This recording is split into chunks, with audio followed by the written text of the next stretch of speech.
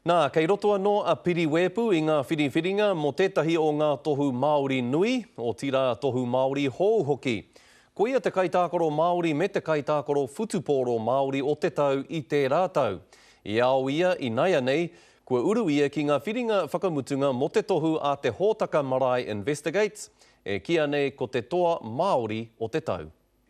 He aha te hononga o Piriwepu, kia Mark Solomon, Kingi Biddle, Iron Māori me Ria Hall.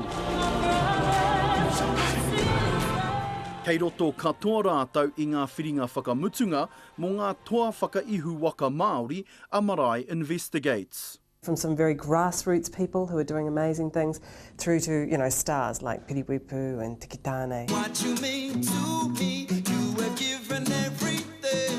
E iwanga wahanga o ngā tohu nei mai te ao whakangahau, hapori, hā kina, tiriti o Waitangi, pūtai ao auaha, pakihi, hauora, mātauranga, te reo me ona tikanga. We realised that there was no awards that brought together all aspects of Māoridom. Neke atu i te kotahirau e rua te kau ngā ingoa i tōnoa e te iwi whānui mo ngā tohu nei, engari i te mutunga e rua te kau mā whetū noiho i toi tū. We see negative portrayal of Māori, and if it's not negative stories, then we're talking about negative issues. And we know that there are plenty of those issues. So this is one day of the year when we want to actually celebrate some amazing successes.